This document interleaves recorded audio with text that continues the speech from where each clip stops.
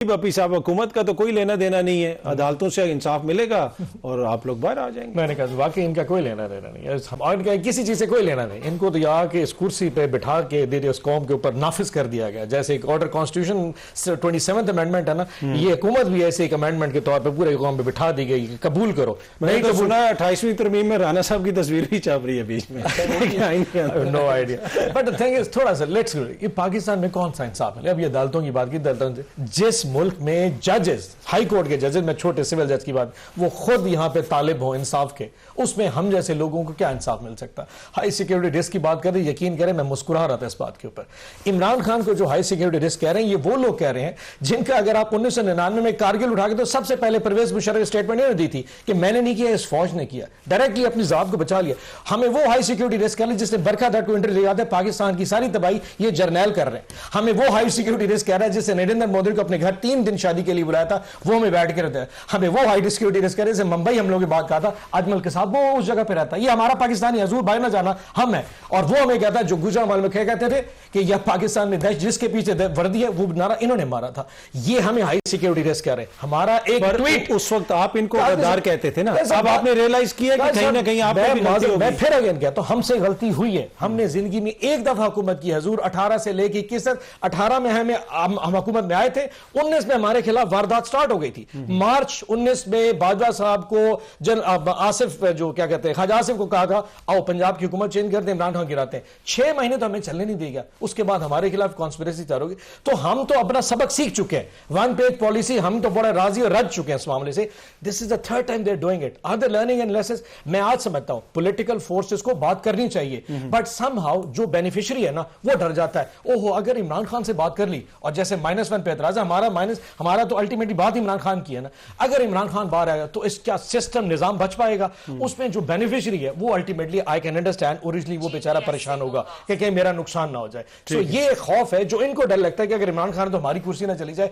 मैं इनको यकीन दिलाता हूं एक दफा पॉलिटिकल फोर्सेस को इकट्ठे मूव करना चाहिए, लेट्स डू इट टुगेदर।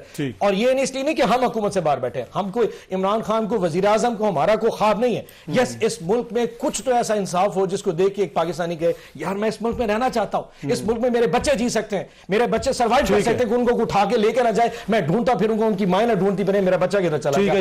जिस तरह के मुकदमे राना सनाउल्लाह साहब पे हुए थे, दीगर लोगों पे हुए थे आपके दौरे हुकूमत में, उसके ऊपर आपको भी एडमिट करना पड़ेगा। कहीं किसी से किसी जगह गलती हो गई होगी। मैंने उस वक्त शहरियार भाई से बात की थी, उन्होंने कहा जी शायद किया किसी ने, मैं तो प्रेस कॉन्फ्रेंस में बैठ गया था, ही एक्सेप्टेड इट। मैं फिर मानता हूं कि हम कोई दूध के धुले नहीं थे, ठीक है, but what they are doing, ये तो वो बार बार किए जा रहे हैं। हमारी तो सिर्फ एक गलती की माफी हजूर दे दें, इनकी चौथी गलती के ऊपर मतलब जी होने बस बपी साहब, ये आप अगर कानून को नहीं तोड़ेंगे तो मुलाकात भी हो जाएगी।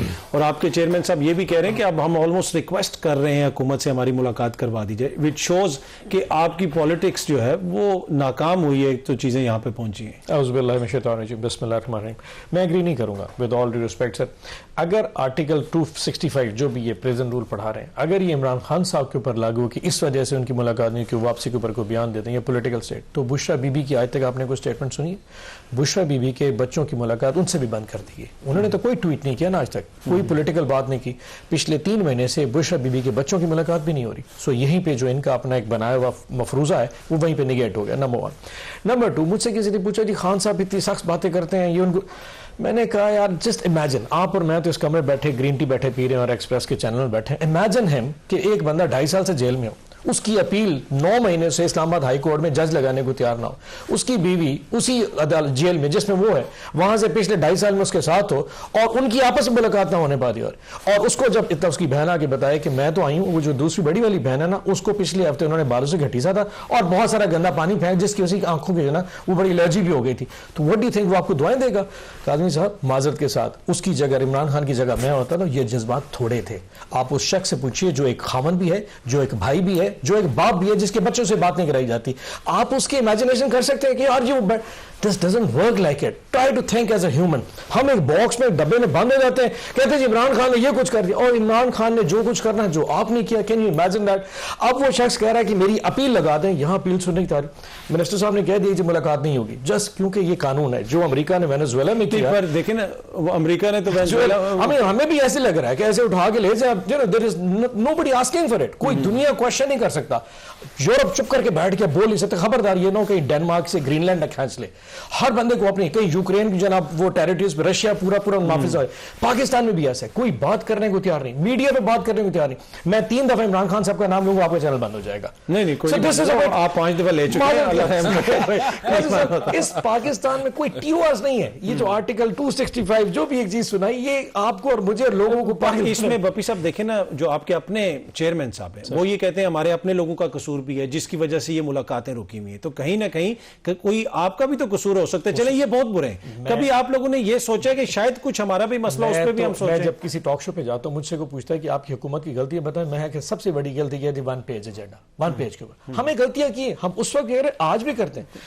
इमेजिन कि एक ऐसी पार्टी हो जिसके लीडर को आपने जेल बंद कर दिया हो, वो लीडरलेस हो जाए और नीचे फिर भी पार्टी करके वो इलेक्शन भी लड़ रही हो, वो नैरेटिव भी बना रही हो, वो मार भी खा रही हो, बंदे भी मरवा रही हो, वो सड़कों पे भी हो, वो जलसे भी कर रही हो, वो हुकूमत भी बना रही हो, वो कैबिनेट भी बना रही हो, वो डियाला भी जा रही। कहीं ना कहीं फ्लॉ अगर आ जाता है तो इतना लीवरेज हमें दे दीजिए।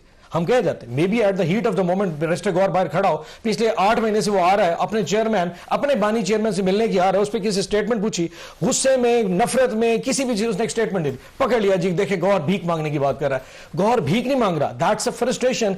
एक उसको शख्स को जो अपने चेयरमैन से मिलने के लिए जाना चाह रहा था, उससे आपने सवाल पूछा। Imagine the kind of question जो मिनिस्टर गौर से वहां पूछे जाते हैं। मैं उसको जस्टिफाई नहीं कर रहा, लेकिन वहां ऐसे ऐसे सवाल पूछे जाते हैं, हिम्मत है कि वहां पे वो जवाब देता है, लेकिन उसके नैरेटिव पकड़ लिया जाता है और इमरान खान की तकलीफ का नैरेटिव वो बैठ जाता है। छोड़े जनी इमरान खान की बहनें बैठी हैं, हर दफे बैठ जाती है जी, क्या है 2 बजे तक बैठी रहती है, पानी खाने का बड़ा शौक है, भेजे किसी और की बहनों को जाके, भेजे जाके पानी खा के बैठे। बट डियाला भेजे ना, कभी नवाज शरीफ साहब के घर की फैमिलीज ने डियाला के बाहर या लखपत के बाहर 2-2 बजे बैठ के दिए, मुलाकात किसी ने रोकी है। पूरी कोर कमेटी की मीटिंग हुआ करती, 100 लोग जाते थे, कहते हैं बंदे ज्यादा हो गए और बंदे नहीं जा सकते।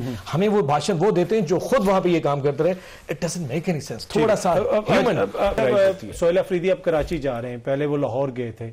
प्लान क्या है? आपने 8 फरवरी को क्या करना है? इसलिए कि मुख्तलिफ लोग कहते हैं कि जी हम ये करेंगे वो करेंगे, लेकिन अभी तक क्लैरिटी उस तरह नहीं है कि करना क्या चाह रहे हैं आप लोगों की। में मुशावरत क्या हो रही है? एक तो पहले ये बता दूं कि जिसमें लाहौर तशरीफ लेके गए थे, उस वक्त जिस किस्म का रवैया उनके साथ उस वक्त पंजाब, वो बहुत शर्मनाक था। और एज अ पंजाब के सिटीजन होने के, ऑल तो हम फेडरेशन के हामी हैं, लेकिन पंजाब में रहते मुझे शर्म आई कि यकीन करें वहां पे खवातीन उनके साथ थी, हमारी डिप्टी स्पीकर वहां से आई थी, उनको भी धक्के दिए। भाई एक पार्लियामेंटेरियंस अंदर आ रहे, क्या नून लीग वाले एबटाबाद बाई इलेक्शन लड़ने के लिए सारे मिनिस्टर ने, किसी एक पे पर्चा हुआ, किसी को धक्का मिला, इनवाइट किया गया, फॉर्मली अप्रूव किया स्पीकर साहब ने, लेकिन उनको ऐसे धक्के दे दे के गिराया गया। ये डिस्क्रेस करने का जो कॉन्सेप्ट है, ये पहले दिन से स्टार्ट, जब से उनका नाम नॉमिनेशन हुआ था। ये तो ड्रग माफिया वाला आ गया, देख लेते हैं ये तो फलाना खैबर का है, ये तो सारा चर्च पे था। एक नैरेटिव बिल्ड किया फेडरेशन की इस्लामाबाद की तरफ से, और फिर पंजाब उसको पीक पे कर दिया। उन्होंने अल्हम्दुलिल्लाह अपना एक कामयाब दौरा कर दिया। अब इस वक्त सोहेल जाएगा, इस वक्त कराची जाएंगे, और ये पार्टी की सतह पे दौरा होगा। यस ऑफ कोर्स, पार्टी की सतह पे वो एज अ सीएम जाएगा। एक बहुत बड़ी पॉपुलेशन है और कराची में हमारा मैंडेट है जो कि लूट लिया गया, जो हमसे छीन लिया गया।